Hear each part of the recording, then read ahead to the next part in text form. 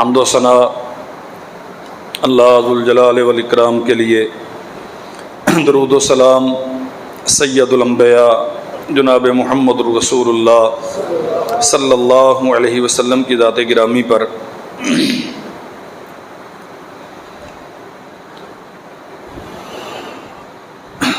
بہت ساری دنیا آج سے پہلے موت سے ہمکنار ہو چکی ہے، قیامت تک نہ جانے کتنے لوگ آئیں گے، لیکن یہ بات طے ہے کہ جو بھی اس زمین پہ آیا اسے بالآخر مرنا ہے، اسے اللہ ذوالجلال والاکرام کی بارگاہ میں حاضر ہونا ہے۔ دنیا میں جو کچھ کرتا رہا، اچھا یا برا، اس سب کا صلہ جزا اور سزا کی صورت میں اللہ ذوالجلال والاکرام کے ہاں اس کے لیے موجود ہے۔ وہ چاہے تو معاف کر دے،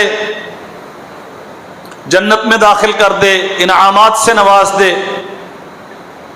اسے کوئی پوچھنے والا نہیں ہے،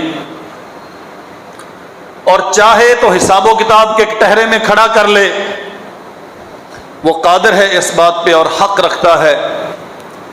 اتنے زیادہ انعامات،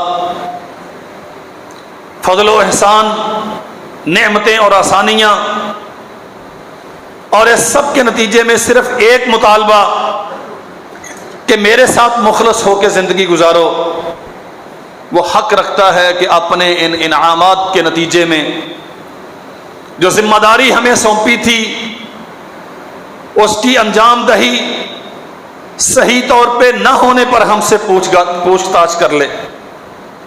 اللہ ذوالجلال والاکرام ہمیں اپنی رحمت میں ڈھانپے رکھے، سوال و جواب سے ہمیں دنیا میں بھی آخرت میں بھی محفوظ فرمائے، اور اپنی جنت کا ہمیں مالک بنا دے۔ نبی کریم صلی اللہ علیہ وسلم نے امت کی تربیت اس نقطے پر کی ہے۔ یہ بنیادی مسئلہ ہے، خوف، لالچ دنیا کا خوف یا دنیا کا لالچ، غیر اللہ سے ڈر تب پیدا ہوتا ہے جب انسان کی صحیح منہج پہ تربیت نہیں ہوئی ہوتی، جب اس کے سامنے اس کی زندگی کا مقصد واضح نہیں ہوتا، جب وہ بندہ یہ سمجھنے سے قاصر ہوتا ہے کہ مجھے پیدا کس لیے کیا گیا۔ اگر آپ کی زندگی کا مقصد دنیا کمانا ہے تو پھر تو آسمان سے اترنے والی شریعت آپ کے لیے مؤثر نہیں ہے، کیونکہ اللہ تو شریعت ان کے لیے اتارتا ہے جو آخرت کے لیے فکر کرتے ہیں، اور وہ بارہا کہتا ہے کہ دنیا عارضی ٹھکانہ ہے، اس کے مفادات بڑے وقتی سے بڑے بودے اور بے حقیقت ہیں، کسی کو تھوڑا مل گیا یا کسی کو بہت زیادہ مل گیا۔ فرمایا محمد کریم صلی اللہ علیہ وسلم نے ساری دنیا آخرت کے مقابلے میں اس ایک پانی کے قطرے کی حیثیت رکھتی ہے جو بہتے ہوئے دریا سے انسان کی انگلی کو لگتا ہے۔ یہ ایک قطرہ دنیا ہے، اور وہ جو بہنے والا دریا ہے یہ سارا آخرت ہے۔ اگر مقصد دنیا کی زندگی ہے تو پھر اس کے لیے ترجیحات بالکل اور ہونی چاہیے، ان کی حصول یابی کے لیے پھر رستے بالکل اور ہیں۔ اس کے لیے انسان غیر اللہ سے لالچ بھی کرے گا، غیر اللہ سے امیدیں بھی وابستہ کرے گا، پھر اللہ کے ساتھ لوگوں کو شریک بھی بنائے گا، پھر شجر و حجر کے سامنے، پنڈت پروہت کے سامنے، اپنے بیگانے کے سامنے، طاقتوروں کے سامنے جا کے سجدہ ریز بھی ہوگا، پھر یہاں وہاں جا کے دامن سوال بھی دراز کرے گا، دامن پھیلا کے مانگے گا بھی، چونکہ وہ سمجھتا ہے کہ مجھے دنیا چاہیے، اور دنیا کے انداتا تو بہت سارے ہوتے ہیں، کہیں رشوت کی صورت میں، کہیں کرپشن کی صورت میں، کہیں غریبوں کے حقوق کے غصب کی صورت میں، کبھی اپنے بیگانوں کے استحصال کی صورت میں۔ دنیا تو پھر یوں ملتی ہے نا، اور جو آخرت کے لیے تگودو کرتا ہے، وہ سب سے پہلے اپنے آپ کو خالص کرتا ہے اپنے رب کے ساتھ۔ اس کے دل میں جو ربوبیت کا مقام و مرتبہ ہے وہ اللہ ذو الجلال والاکرام کے علاوہ کسی اور کا اس پہ کوئی حق نہیں۔ بطور خالق اس کے جو جذبات اللہ ذو الجلال والاکرام نے پیدا کیے ہیں وہ انہیں خالص رکھتا ہے۔ آسمان و زمین کے خالق کے لیے وہ کسی خیر کے لیے ان کو کوئی حق ان میں سے کوئی حق دینے کے لیے تیار نہیں۔ اس کی جبین نیاز صرف اللہ کے سامنے جھکتی ہے،